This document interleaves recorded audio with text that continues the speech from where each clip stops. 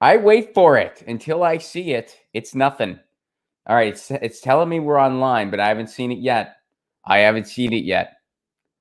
Still haven't seen it. And I know there's a lull. You're like, Ron, we're seeing it. We're seeing it. But you know me, I can't. I don't have a producer on hand. I'm a one-man show. And so until I see it, it is no good. Until I see it, it is for nothing. I have seen it. It is good. What's up, everybody? Good afternoon if you're on the East Coast. Good morning if you're on my time zone. My time zone, it's still morning where I'm at.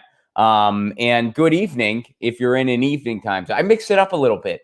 Usually I do morning last. I do my own time zone last. I usually go afternoon for the East Coasters, and then I do evening for folks where it's the evening, and then I do morning for myself last. This is my morning show. This is Get Your News On with Ron. I hope everyone is doing incredibly amazing and that all your dreams have come true. Shout out to everyone who makes this show possible. First, our friends over at ZT.com, ZHITEA.com. Their tea kind of rules. And you can get their tea wholesale because of the pandemic. Some of my personal favorites, the Monk's Blend and the Raspberry Pecan, makes an amazing holiday gift. So hit it up, ZT.com. Our friends over at triageoil.com, TRIAGE oil.com. Trendy Name makes topical pain oil, THC-based pain oil that you rub on your body, and it works wonders. I use it myself. He also has a show educating the public on cannabis. Check that out, triageoil.com. All right, without further ado, let me bring in my guest today. So she has been on the show before when she ran against Debbie Wasserman Schultz in District 23 out in Florida. We're going to talk to her about that some, and we're also going to go through some of the news of the day. Please welcome back to the show, Jen Perelman. Jen, how are you? Good. Thank you so much for having me on again. Great to see you. I'm glad everything's going well. We're going to talk about what you went through because we haven't had a post-election analysis with you. So I look forward to getting a little bit of a peek under the hood there with that one. But first, let's do something breaking. I know you already tweeted about this, but it looks like Nancy Pelosi is going to be Speaker of the House. They reelected her Speaker of the House. Was that a gag in response? Did I trigger you, Jen? It's my gag reflex. That's your gag reflex to Nancy Pelosi. You're just like, I can't, like you can't say the name. You're just like Nancy I can't. But she's going to be Speaker of the House again. So Ryan Knight tweeted this video out. I'm not sure if he made it or not, but whoever made it, I really got a kick out of it. So I wanted to watch it. This video is called Nancy Pelosi talks about her favorite president. Check this out. I got a kick out of this, and you know, I just had to share it. When President Reagan was president, it anchored itself in the words of Ronald Reagan. And I always like quoting Ronald Reagan. Ronald Reagan, George Herbert Walker Bush. Let us remember what President Reagan said. Ronald Reagan. Ronald Reagan. And in the case of Ronald Reagan, I mean, every president we've had, Ronald Reagan was great. And President Ronald Reagan, he said it so beautifully. President Reagan was absolutely great. Beautiful speech by Ronald Reagan, which I reference all the time. Clearly. For Ronald Reagan. It might surprise you to know that the president I quoted the most on the campaign trail, who would you think? Ronald Reagan. Of course. Well, I can change that in a hurry. Ronald Reagan. That Ryan Knight, he's so funny. I love how it's Democrats think they're being contrarian when they tip their hat to Ronald Reagan, as if we don't know. Like, yeah, you guys are a conservative party. We get it. You're a right wing party. You're a right wing party. Jig is up. Yeah, like it's like you're not contrarian anymore. It's so that's fun. Let's go to what you tweeted. No, actually, I have a quick confessional to make. I used to like Ronald Reagan at one point. I did. Okay. You know, acknowledging it is the first step. Well, here's what happened. I was 4 years old, and I found out that the president of the United States had the same first name as me. Oh. And that was a big deal. I was like, his name's Ronald. My name is Ronald. Also, I'm 4 years old. I have no opinions yet. What a great guy. And I'll never forget, I asked my parents if he was a good president, because I didn't, I'm 4 years old. I don't know anything unless he was going to be like, hey, Ninja Turtles for all. I wouldn't have had an opinion.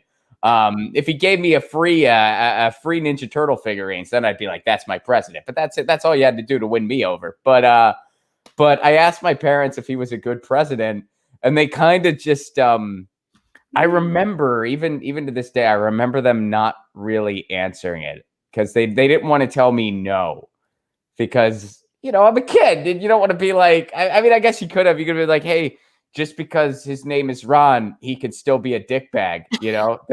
You could still, it's not like you have propriety over this name. Anyone can have this name, and you can still be a dickhole and be named Ron, and he happens to be that way. But they didn't want to. I guess they didn't want to impose those types of things on a 4-year-old me. So they were like, well, being president's difficult. Like they sort of skated around the question, and they were like, that there's other presidents we've preferred. But so there's my confession. There's my Ronald Reagan confession. That's okay. It's taken me a long time, but I have forgiven myself. I really have. Let's see. Here's what you tweeted. You said, let me pull up your tweet here. You said, when the Dems get wiped out in the midterms again, blaming progressives won't have the same impact it once did. Pelosi must go, Speaker Pelosi. And here, of course, is the headline. Nancy Pelosi is reelected to lead Democrats in the House. They lost seats. Well, they've been losing seats, but they lost seats recently, too. Right here. We lost 2 right here. The 2 southern districts in Florida both switched from blue to red. You have Republicans. It's unreal. It's unreal. And it just, do you think, first of all, let me ask you, do you think they're going to get wiped out in the midterms? Like just kind of projecting? I do. I think that, first of all, we generally see that. We generally see that whatever the current administration is, there's always going to be whatever sort of dissatisfaction with that there shows up in the midterms, which is why we kind of just keep swinging back and forth and can't seem to get it. Well, that and that we only have one party. But I do think that, and I think that the fact that Florida passed a $15 minimum wage bill shows you where the direction of the populace is, and the fact that, however, we still lost 2 seats. That's a sign to me that people are starting to know what's up, and that the Democratic Party is not necessarily fighting for the values that it pretends to. Yeah, I mean, I think you're right. And especially when you're going to have a very underwhelming White House, which I think it's fair to say, if we're just being realistic here, a Joe Biden White House is going to be insanely underwhelming. I'm going to say it's going to be even worse than Obama. And it's going to deliver nothing to the American people. So you're going to have people in the midterms who are frustrated again. So they take a chance on the other snake oil salesman. I mean, it's just, Democrats are only able to be as ineffective as they are because of how brutal Republicans are. And similarly, Republicans are only able to be how brutal they are because of how ineffective Democrats are. And the cycle continues. I kind of find it to be somewhat just contrived political theater. And, you know that all roads lead to the same corporate donors, to the military industrial complex, to the fossil fuel industry, to all of the, all roads from both sides lead to those places. So ultimately, that's where they're all coming from. And that's who ultimately they're working for. So the whole concept of red, blue, and Democrats, Republicans, oh, they're so much worse. So it's a facade at best. So, I do think more and more people are realizing it, though. I do. I mean, it's shown in our election here most recently. What do you think the keys are to breaking that facade, though? What do you think some of the main pillars are to kind of breaking down that facade? Well, this is part of it right now, what we're doing. People in independent media like you, people with platforms, using those to educate and put the information out there as much as possible, because we know that we're competing with a basically fourth estate that's out of like The Walking Dead. I mean, we don't have journalists anymore that get enough, that get any sort of mainstream, credibility. So we have to go behind the scenes and educate people, and it's hard. It's really hard, but I mean, that's the real resistance. The political theater resistance, like what Nancy Pelosi is offering, that's just a show. That's, the decorum of real democracy is now back in play. We can all go back to brunch. Everything is fine now.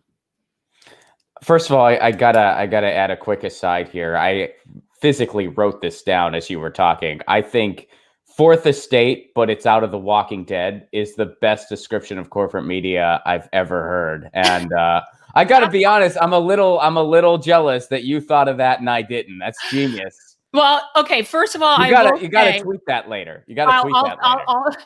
I will say I actually do come from a writing and a journalism background, and so I went to college for journalism. I was journalism interested all through school. So I mean, so to me, I do take it very personally, and I've watching the decline that I've been watching. And even I remember going back to when we had, let's say, the Dan Rather, Tom Brokaw, Peter Jennings era, which was sort of that transition between journalists and corporate media. That was sort of like that interim era. And even then, people like Dan Rather, they were actual journalists. These were people that actually did reporting and report their own investigative findings at one point. And now what we have is nothing that resembles that whatsoever. Well, when you look at the way our media structure works, I mean, because, that's what in grad school, I studied media policy. And you look at the way it has been, I mean, there's always been issues, but it has been so homogenized. And it didn't just start. I mean, people make it out like in 1996. That's when it all started. That's when it all got as terrible as we know it today. But it started before then. I mean, this stuff's been going on since the 60s, really. Yeah. And some of the same formulas to stifle any type of systemic change, to marginalize voices outside of the mainstream. That's been going on since the 60s. People have been studying this stuff since the 60s, and it's only gotten worse and worse and worse and worse, to the point where now, I mean, I start with the thesis of, hey, our media structure that we have would be illegal in a lot of other countries. If the United States media was in Norway, it'd be shut down after a day. It'd be illegal. It'd be like, no, we have laws that you can't do this. Like, they have laws that it's like you can't have. I think on news and information, you pretty much can't have advertising at all. And even on like sports, it's like limited what you can advertise. So our media structure wouldn't even be legal in a lot of other places. That's why in the press freedom indexes, we're barely ranked in the top 50. I think we should be lower. I think we're still given too high of a ranking. We're barely in the top 50. We shouldn't be there. No, I mean, our corporations control our information. They're one and the same. So that to me is just such an appearance of impropriety. You cannot accept news and investigative reporting from any agency that has a for-profit interest. Yes. And that's what we have right now. And that's a huge problem. And most people don't really notice. They just keep watching CNN or MSNBC like they've been all along, and they just don't notice. I mean, it's so funny to me. And this is like, do you find it interesting whenever they always say state media, like it's some like demonic term, like state media. Oh my God, state media. And I'm not saying state media doesn't have its issues. I'm not saying at all that the BBC doesn't have its problem. Of course they do. Of course they do. But is corporate media a better alternative? Like, is it better to be like, oh, we can't possibly have the state cutting the check, but Comcast, they can all do whatever they want. They can just control what we see and hear. I see no conflict of interest there. State media certainly has its problems, but I will say 1,000 times out of 1,000, state media is infinitely better than what we have. Yeah, I agree. I think that, we've all seen this change, this transformation into what is media and what our information, where we get our information. And, it needs to now be treated like public utilities. And that's what we need to be moving toward with a lot of these, whether it's Twitter and Facebook and this sort of Big Brother is really literally a thing now. Like that's a thing. And I think that is exactly the place where a civilized society would want its, representatives. That's kind of I use that term loosely, to basically oversee something that has become our public forum, because that's what this is now. So we don't want corporations in control of it. They have a clear agenda. And yeah, state media would have problems too, but every system has issues. The question is, are those issues going to better serve, or do they least affect the majority of people? Like every system has issues. When we're talking about like Medicare for all, yeah, other countries have issues. It's not perfect. There's no perfect system. Every media system has issues, but what's in the best interest of the populace is not something that has a profit motive. Absolutely. Absolutely. So getting it back to Nancy Pelosi, do you think, one of the pillars I think that really could bring about more people waking up to what the duopoly is really doing is as simple as really making it clear to people, look, if you want to believe there's really a choice here, how do you explain that the Democratic establishment, not the people, but the Democratic establishment, the Nancy Pelosi's, have made it very clear that their first priority is not winning? And this is just another testament to that. If their first priority was winning, why would they put in somebody who's great at fundraising? And what's the other thing she's great at? Losing seats. Yeah. Well, I've thought for a long time, their bread is buttered regardless of who ended up in the White House. Like it doesn't matter to them. Actually, I do have this side that do think that they favor having Trump there because it allows them to fundraise heavily, act like they can't get anywhere because of him, blame everything on the Republicans.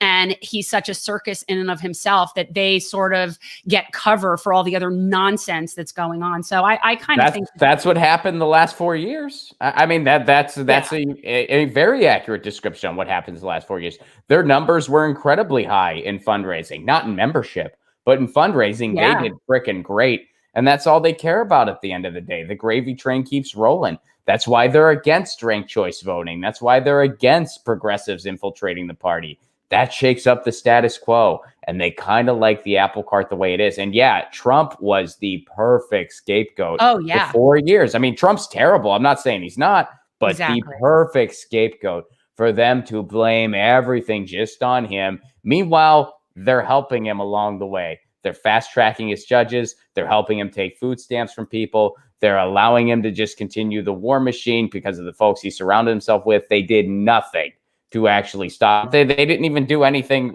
with the latest Supreme Court pick. She was going to use every arrow in the quiver. Turns out it was empty.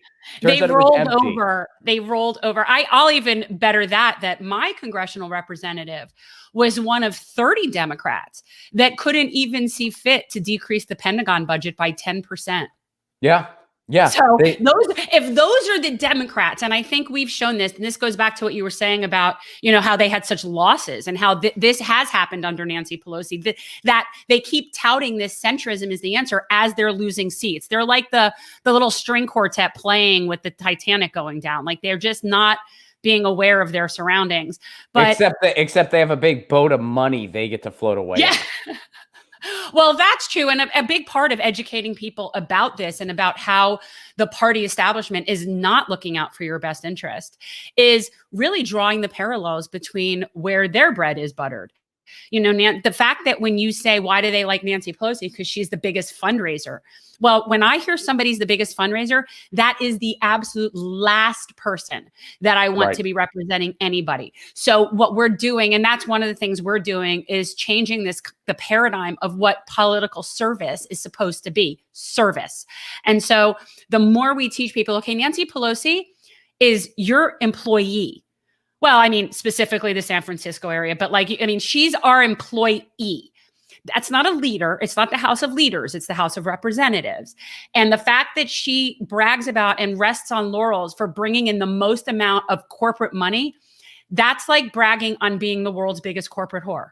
That's what that is. Like the fact that that's something that people applaud is that's the problem. So that's basically the mindset that we're working against here on a regular basis. I'm with you. Yeah. Amen to that. Amen to that. Very well put. But I think the fact that she got, they still want her in a leadership role. I mean, even just bringing it back to the Supreme Court thing real quick before we move on. All the things she could have done, because some people are like, oh, well, no, her hands were tied. No. She could have, threatened to shut down. She could have done that. They could have threatened a straight up government shutdown. That would have had an effect. They could have, here's the easiest thing they could have done that would have worked. They could have had a bunch of stall bills. They could have just put bill after bill after bill after bill that would have taken priority.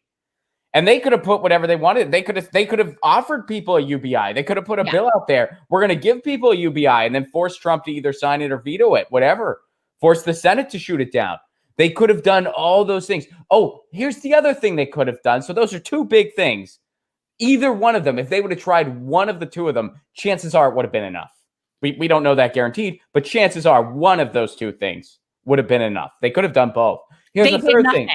They did nothing. Third thing they could have done. Remember that whole impeachment theater, which was what that was, that series that Netflix would have picked up if they could have on impeachment.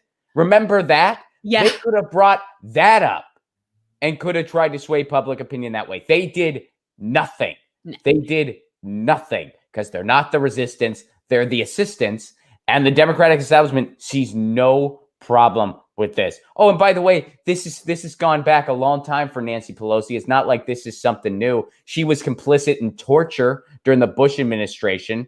That's why they didn't look into a lot of the other crimes that Trump was actually doing as far as finances go, because she participated in a lot of other shady financial dealings related to that during the Bush years and beyond. So if they actually looked into what Trump actually does in the White House, they'd have to look within too, because they do the same shit. Yeah. So that's what's really going on here. And that's who she is. And Democrats say this is a leader. That's not a political party. That's a corporation. Well, we have that down here we have the microcosm of that here locally in terms of our representative.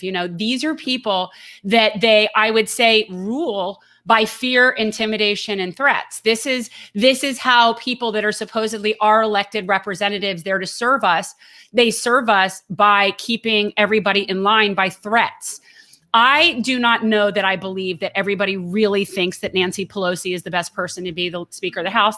I don't know that. I know that they all said that. But saying that and getting on that bandwagon because out of fear, intimidation, maybe what you were offered, maybe who knows.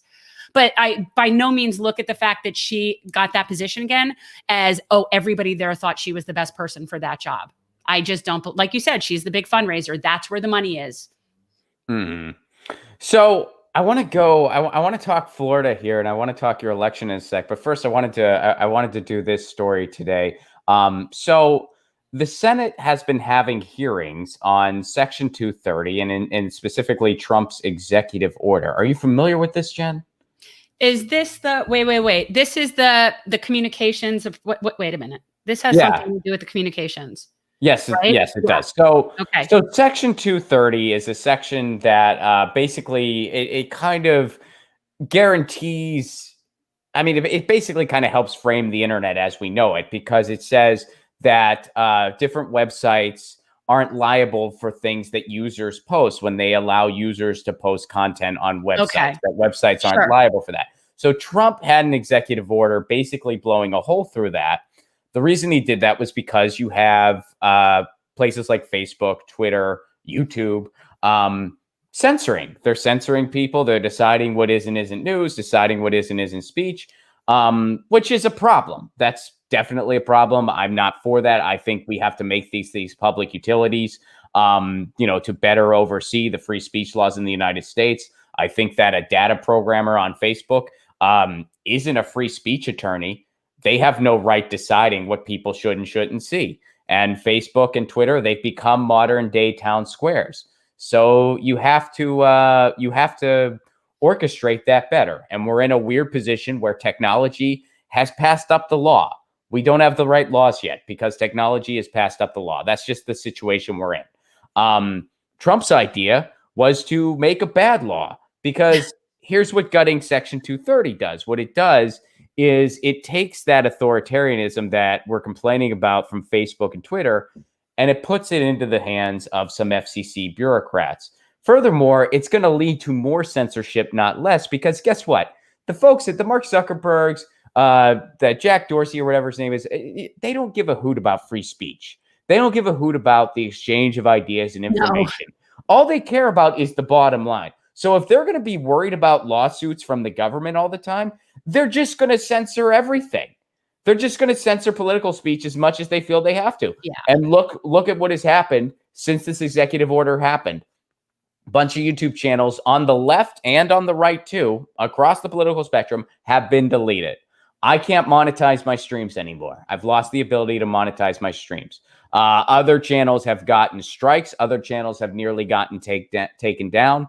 So this whole thing has led to more censorship, not less. It's basically like saying, hey, a person has a broken arm. I know what to do. Let's set them on fire. That'll fix the broken arm. That's essentially what this executive order is. They've had hearings on this where time and time again, members of the Senate just demonstrate they have no clue what the hell is going on. And that happened again today. This is from Wired. So here's some of the highlights from Wired.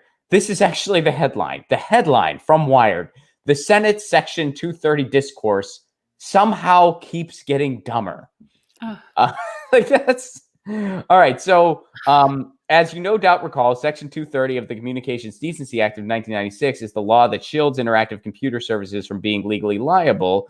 So let's see here. The main line of attack on Section 230 from Senate Republicans today was that Twitter and Facebook are no longer mere neutral platforms, but rather act as publishers. That's a valid point, but they're missing the mark with this, making editorial decisions about what content to add to their platforms. Senator Ted Cruz badgered Dorsey about Twitter's decision to add labels, pushing back against claims of voter fraud. You're a publisher when you're doing that, he barked. You're entitled to take a policy position, but you don't get to pretend you're not a publisher and get a special benefit under 230 as a result. Here's what the article says about that. Cruz is simply mischaracterizing how Section 230 works. The law protects any interactive website from being sued over content posted by users, whether it's Facebook posts or comments at the bottom of a Washington Post article. It doesn't necessarily matter that the company is a publisher or not. So they don't really understand what this thing does. They're just angry about social media companies making editorial calls, which I understand the problem there. I'm all about the problem.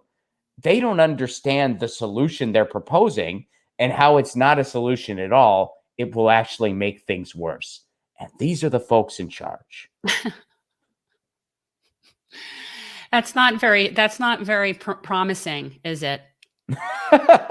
No, I mean, and it's just one of those things. And I realize it's a very odd time to be participating in this fear, because we are at a time where, again, the law has not caught up with technology.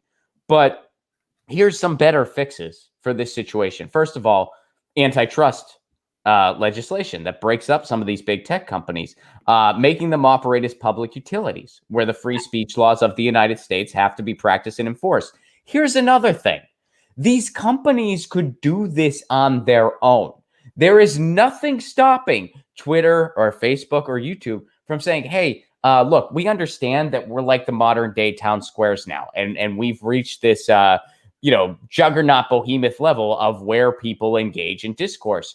And with that comes a responsibility. So we are hiring free speech professionals, attorneys, scholars, and they are going to serve as a board. And they're going to kind of make sure that the free speech laws of the United States are being upheld on our platforms. They could do that. No, they could do that.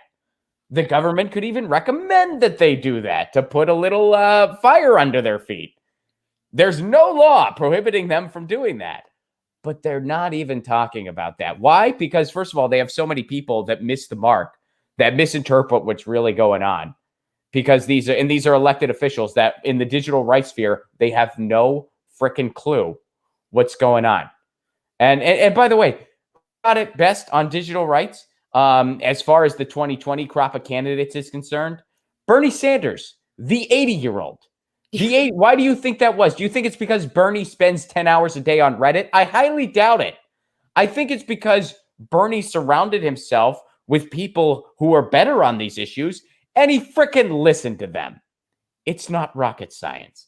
I mean, if we had more officials who listened to places like the ACLU, like Fight for the Future, like Free Press, like all the digital rights organizations in this country, maybe, just maybe, they could go to a hearing and have a clue what the hell they're talking about.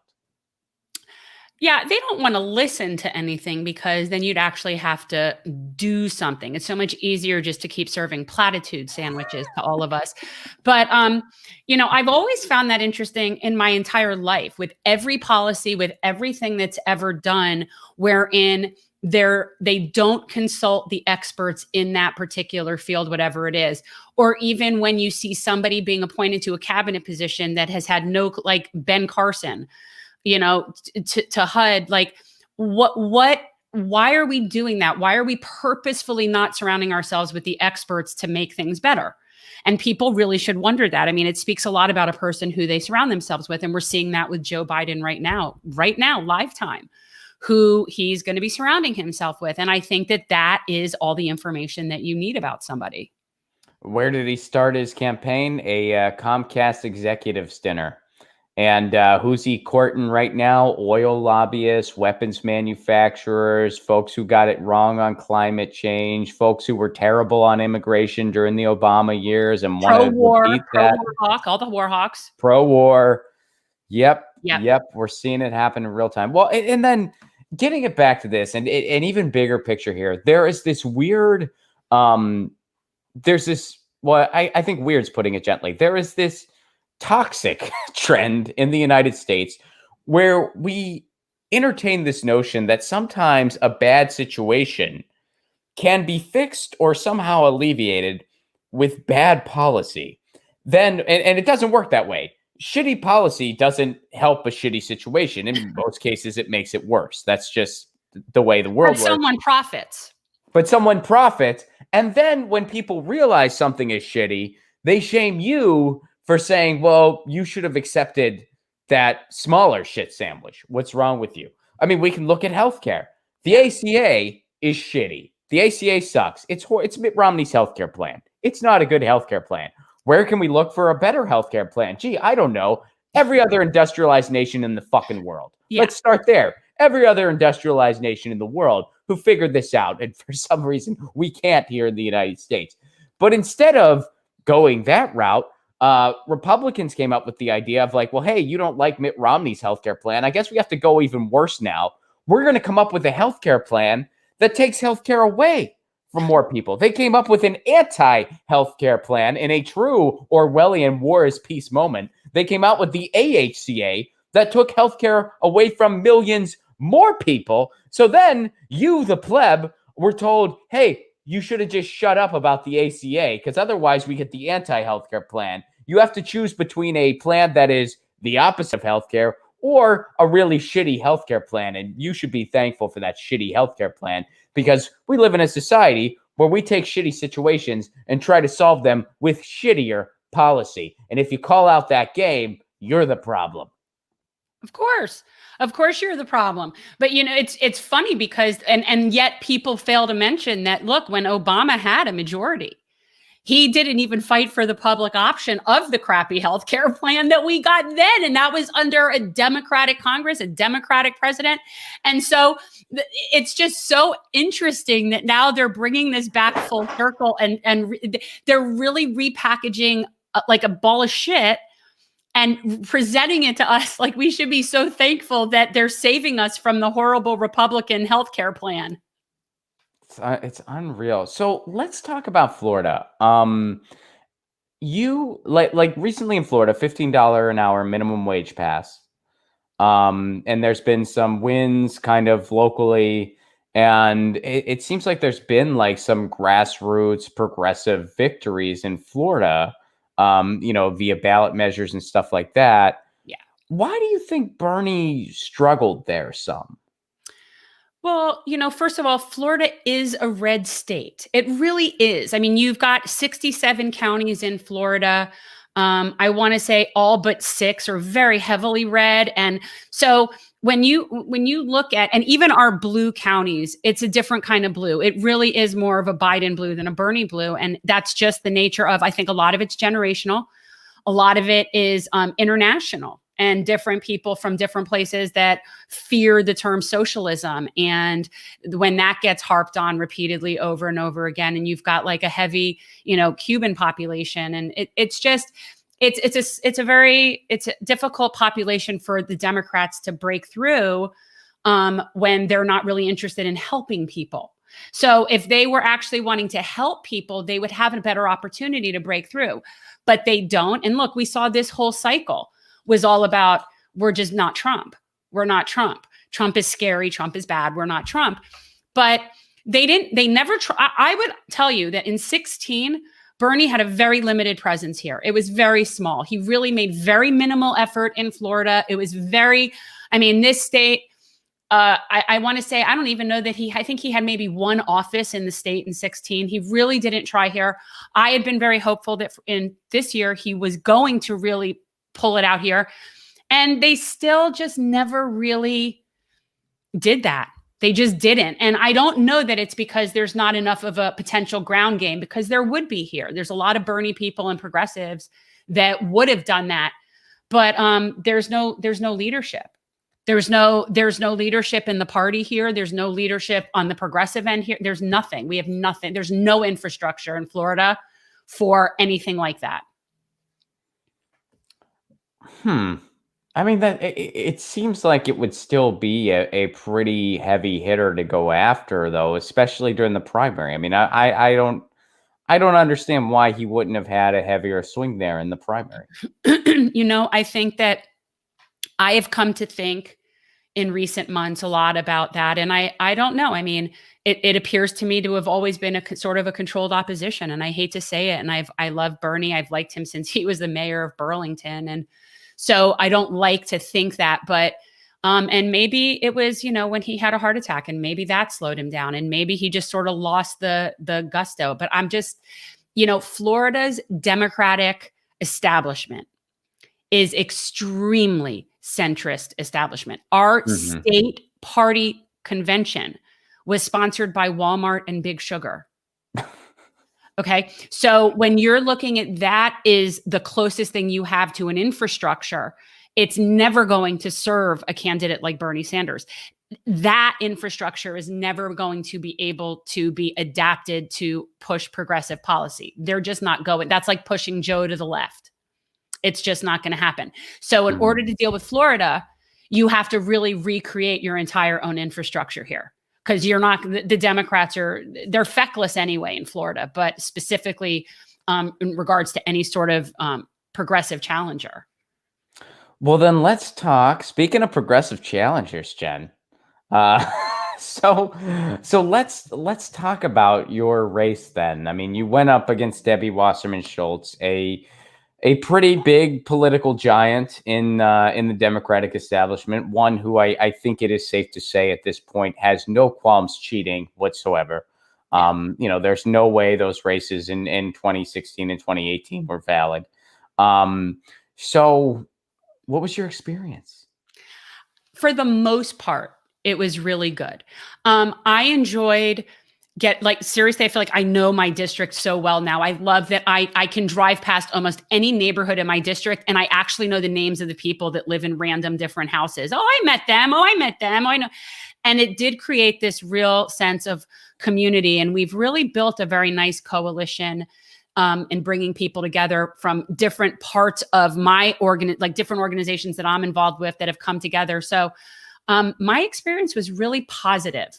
And in fact, the only part of it that I didn't like was the stuff having to do with dealing with our local party establishment, because they just ghosted us and blackballed us. And to this day, To this day, our Democratic clubs are still, they haven't even acknowledged that there was an election, but that Debbie had a challenge. Mm. They're just pretending that didn't happen. Do you support the creation of a new party? Absolutely. I support every and any, I am about policy. I am only about policy. The only reason that I am affiliated with the Democratic Party is I do live in a closed primary state in a very gerrymandered district. And it is really the only way to do anything here. I wish that weren't the case. Florida will probably be the last place to have something like ranked choice voting. Like, I mean, we're very behind, but I support any and all means of promoting the policies that I support. So if that comes from a third party, that's absolutely, I support any and all means to get the policies to the people. So would you ever consider like, well, first of all, are you thinking about ever running again? You know, it's always something that's in the back of my mind, only from a sense of keeping going the momentum that we've built and the platform that I've built and the following that we have. So we're going to definitely keep going with a lot of things. I mean, we have our volunteer organization that's still going. We've started a podcast. And my goal is to still keep canvassing, meeting business owners, really being out there as somebody building coalitions to serve the community. And then we'll see where that takes us. You know, I've always been of the thought that this is a public service. Political life should be that. And really, when it's done properly, it comes from the ground up organically. Candidates that are popular because they come from the ground up. They come from the people. When you just decide, when somebody just decides, and we have no shortage of political climbers in this county, when you just decide, I want to be a congressperson, I want to run, I want that job, and then you do it from the top down and try to sell a candidate to the people, you're never going to get the kind of movement, the kind of passion, the kind of loyalty. You're never going to get the kind of support that you get if you come from those people. So if, you know, a year from now, it seems like a good strategy and the movements, like I'm involved with the Sunrise Movement or, you know, just different groups, even whether it's DSA, are, you know, wanting me to do that and are encouraging that, then we'll, you know, I'll address that then. But it needs to be organic and it needs to feel like it's what's in the best interest of the movement here in general. So for everybody watching, we're talking to Jen Perelman, who ran against Debbie Wasserman Schultz, and we're talking about what she's up to now and everything that's going on. If you got any questions, please super chat it up. I'll get to those at the end, and we'll go through your questions. And hit the like button, everybody. Hit that like button. Hit it. Hit it. Hit it. Hit it. So would you ever consider something local? Would you ever consider city council? No, I wouldn't, because again, that's what would make the most logical sense for somebody that is seeking a career in politics. And that's what people always say. You start local, you work your way up to county, you get to the state house, you know, this was never about me wanting that job. This was never about me wanting to be political. I'm not political. I'm not a politician. I don't want to play games with people. This was more about a mission to get the corporate money out of our district. And the demographic that I bring to the table was something that really allows for the possibility of that happening that other people might not have here. That's just the reality. I'm a middle-aged Jewish woman that's from South Florida. And I have a connection because of that to this community. I'm from here. So, you know, as far as commission and whatever, that I'm not worried about garbage pickups. I'm not worried about, like, those are the things, and I'm very happy supporting those people. I want to get the corporate filth out of my gerrymandered district. And the way to do that is to cut off the head of our snake. Fair enough. Yeah, fair enough. I mean, I always ask that question to folks who have tried to go the electoral route or have entertained the electoral route, because I do think, I mean, I get it. It's like with your mission, it's not applicable. But, you know, for a lot of folks who just want electoralism to be their wheelhouse, which I mean, hey, we need those folks, right? I mean, it's definitely not for me. But hey, as long as they're serving their community and their constituents and they're not taking corporate money, I have no problem with people wanting to do that as a career. Look, Bernie's made a career out of public service. I have no problem with that. And that's one of the arguments that the left always makes against term limits, which I support. But for every Bernie Sanders, there's 100, Nancy Pelosi's. Well, and if you're going to do it the Bernie Sanders route, you are picking the long game where it's like, as far as term limits are concerned, that may not even apply to you in so many cases because you're going to be bouncing around anyway. I mean, you're going to be bouncing around to different, like Bernie, he was a mayor at one point and he's been in the Senate a long time, but it's like in a lot of cases, if you go that route, there's, you're in it for the long haul and they always try to screw you over. I mean, you look at Dennis Kucinich style politicians, Bernie Sanders style politicians, Jim McDermott style politicians, Darcy Burnish style politicians, they try to screw you over. I know. Yeah. But you don't stop fighting because of that. You just kind of just keep doing what you're doing. And this is the whole point. Like I found our campaign was extremely successful. I mean, I didn't win that primary, but our campaign was extremely successful. We got the same amount of votes that Tim got in 2016. He had $4 million. We had 400,000. He had an endorsement from Bernie. We didn't. And we were in the middle of a pandemic and we got the same amount of votes that he did. So that to me says that we're making a lot of progress. That says that we're actually moving forward. And that the mission, which is really getting more and more people involved in what's going on locally in their lives and understanding the importance of collective action and just all the different things that we're working on to do policy-wise, the more people we bring into that fold, that's a successful mission, regardless of who ends up in that elected position. Did you ever get any acknowledgement from Debbie Wasserman Schultz? Like, did she ever reach out to you? Did you ever? No. She honestly, it's as if there was no primary to her. She just went about her life like it wasn't going on. She did hit the polls.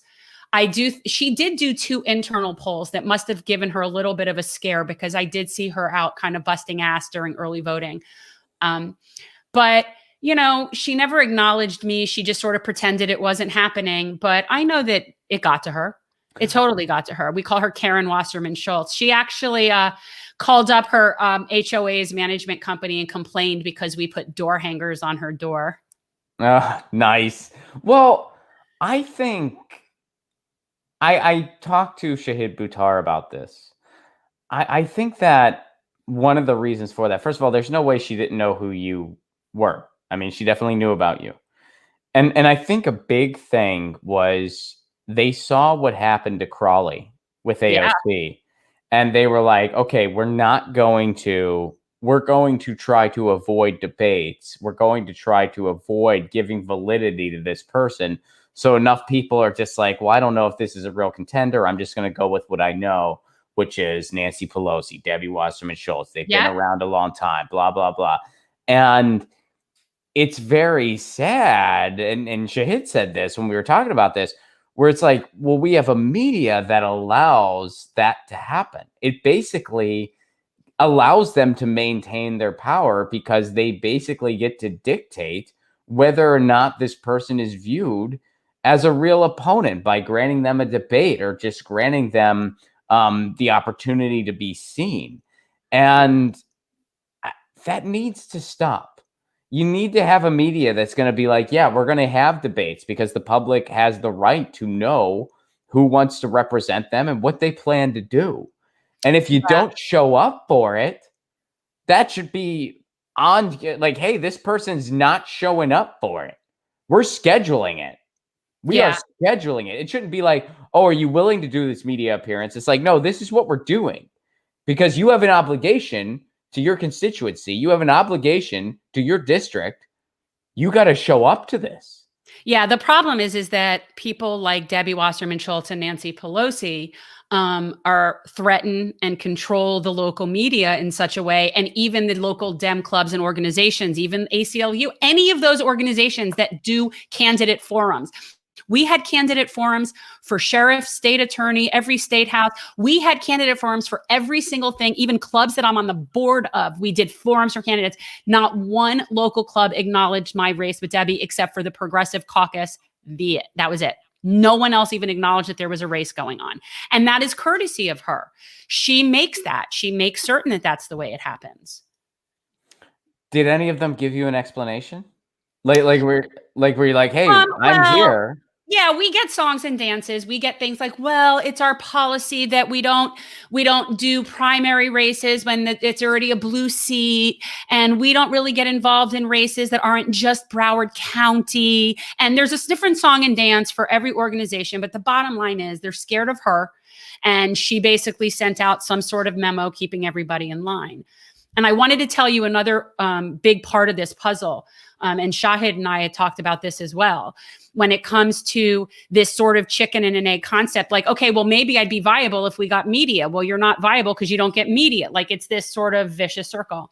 And one of the worst components is labor, unions.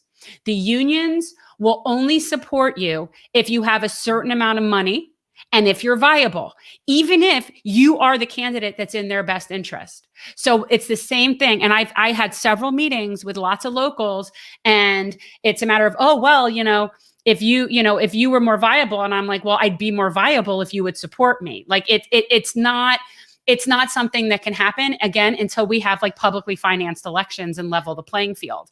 But the unions are the kind of organizations that are a big part of this blackballing and ghosting that happens to progressives who actually would be in their best interest. Yeah, a lot of people forget that unions, especially at the top, have a certain level of corruption too. A lot of the time, I mean, it does happen. Where and you can think of some of the biggest, for instances, like when the was it the teachers where they endorsed Hillary without consulting anybody. They all do that. All the unions do that. They all do that. And at a local level, our local Broward AFL-CIO, the leader, his name is Dan Reynolds. And he actually went against his own bylaws and did not even grant me a screening, did not even return my phone call, wouldn't even talk to me. And he oversees a handful of locals that all actually really liked me, but they couldn't do anything because they're members of the AFL-CIO. And he has a very personal relationship with Debbie Wasserman Schultz. And so he just doesn't see fit to talk to anybody else. And this is the kind of crap that we're calling out. And we're naming names, because this is ridiculous. This is somebody, Debbie Wasserman Schultz, and I'm going to quote somebody that I was speaking with at a local union from the local CWA, that she was at a dinner with a bunch of the union guys. And she said, I don't know what your union guys' problem is with trade agreements.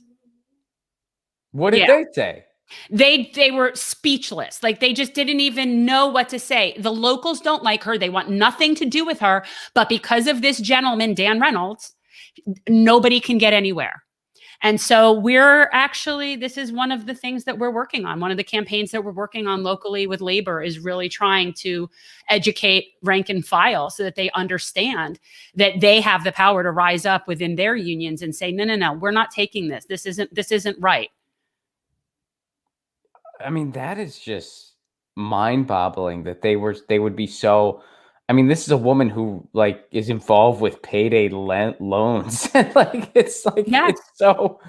I mean, it's unbelievable. On any other planet, she would be considered far right, not just right wing. She'd be considered far right. I know. I mean, that's in Joe Biden too. It's like Joe Biden is a neocon. That's what he is. He is a neocon. You replace a neo-fascist with a neocon. Here's the problem. Neocons lead to neo-fascists. That's how it works. So we're still in that freaking cycle. So is it fear then that they feel towards her? Because, I mean, she is not, I mean, you wonder how, and I'm not trying to be just crass here, but I mean, I don't know how else to put it. There is nothing remotely likable about that woman. I mean, the way she, and yet the people like the old biddies here love her. I don't get it. I mean, she's rude. She is not approachable. She is always scowling, which and I'm not trying to get too surface. So I mean, I'm one of those people. I kind of have a natural scowl. I don't mean to. But whenever I'm reading, I look like I'm trying to hold in a fart or something. I can't help it. It's just what my face looks like. But with her, she called the Capitol Police on Medea Benjamin. Right. I mean, it's like there's nothing. She is like a real life comic book villain. Yeah. Where it's like, who is inspired by this? Every time she speaks, there is nothing worth taking from it at all. It's usually like she sounds like she's reading like a parking restrictions manual whenever she speaks, and the substance that's coming out is just as bad. Yeah. And yet she has all this power. Yeah, a lot of it's fear. I've spoken with multiple Democrat state party leader, like insider people that are delegates to the party, and I mean that they can't stand her, but they're not going to step out of line. So it's it's fear. It's she actually literally told one of these gentlemen who is a pretty centrist person and was not a Sanders supporter, not a progressive, and yet this gentleman cannot stand Debbie Wasserman Schultz, and he's a major person in the party. And he told me that at one point she went up to him after she tried to run somebody against him in his district he's in St. Petersburg. Like, she took an interest in going against him just to screw him. That's what she does. In a district that has nothing to do with her. And she went up to him and said, "I'm Debbie Wasserman Schultz, and I always get what I want." And so, this is how she talks. This is how she talks to, and that's to a gentleman older than her, very nice guy, very, like decent person. And this is how she just talks to people. And so, we also think maybe she has things on people. I don't know. But they are scared of her, and they do stay in line. I mean, this is why House of Cards got canceled. Because the real thing is so much more sinister. Oh, that's the thing. People don't realize. If people think for a minute that anybody with real power hasn't had to use that power in a way that is unethical, amoral, illegal, then you're delusional. I mean, then you're just living in a fantasy land. You don't get that level of power when you're that unpopular and be able to maintain it unless you're doing something that wields that power. Because it isn't out of popularity. What do you think the fix is for all this? Just keep going, keep getting people through. I mean, look, we got Cori Bush, Jamal Bowman. We're slowly but surely chipping away at the corporatism. But I think that as long as we keep putting it out there that this has nothing to do with red versus blue, this has to do with corporate and non-corporate. That's it. Those are the only teams that actually matter, and just keep pushing that narrative till more and more people can get in there that aren't beholden to corporate and special interests, because that's the only way that you'll ever be able to get things through, like term limits, is when you get people that are in there for the common good and not their own self-serving career motivation. And right now we don't have that. We have, a handful, but it's not enough. So we just need to keep plugging away. Where can people go to learn more about you? So generationalchange.com is the website. Our show is on YouTube. Please subscribe. It's called Generational Change, generation with a J. It's cheesy, I know, but it worked. And we have a podcast. Peter actually came up with that. I know my campaign manager, Peter. He's the one who actually came up with generational change. Nice. Because we used to say next gen. So then it was, and the truth is, this is a huge generational divide. And very specifically in our district. So everyone check us out. We're on Spotify and iTunes. You can get our podcast, Generational Change, and also follow me on Instagram and Twitter at GenFL23. Right on. Everybody check it out. Kate, what's up, Kate? I hope you are doing well. Kate says, love Jen Perelman. Great interview. Hoping she will run again or something. Her voice is important. And then you say, Fifth Estate. Ron Placone. Good. Thank you. Thank you very much, Kate. Thank you very, very much. I appreciate that a lot. Folks, thanks so much for tuning in today. I got a few quick announcements. First of all, patreon.com/Ron Placone. I can't monetize my streams anymore. That's a new fun thing. It's hurting this show. If you are on stable ground, patreon.com/Ron Placone. You get a patron Zoom show once a week, a patron stream once a week where I only respond to the patrons. And here's everybody's favorite perk. I make theme songs for people. I've been making theme songs. Makes a great holiday gift, by the way. Great holiday gift. Oh, Doesn't it? What I have what do you- hemp bracelets. We do purple and orange little hemp bracelets that are Brilliant. for generational change. But a personal song is way better. Personal theme songs. That's what I've been doing. It makes a great holiday We gift. can't compete And with you can get all that for a Give What You Can level. Patreon.com/Ron Placone. It's Give What You Can level. I know times are tough, but if you got a little extra to spare, please do consider it. Patreon.com/Ron Placone. We'll be back with the full stream on Monday. Everyone check out Generational Change, spelled with a J. it. See how I did that? That was like, see? It was good. It was Yeah. almost like giving me my own theme song. Close. See, getting closer. I have done a couple podcast theme songs. There's a couple people have Ron Placone theme songs for their podcast. We could now. definitely use something like right now. We have some sort of stock music that's not. Well, great. Jen, there's a solution. You're not tribe, right? You're not tribe. Is any does that part of mean? you tribe Jewish? You're not Jewish, right? Oh no, I'm Italian. I figured. I mean, Italian. obviously the name and nothing about, but yet sometimes you come off a little tribe to me. Oh, I really? say that as a compliment. It's very familiar. Well, I have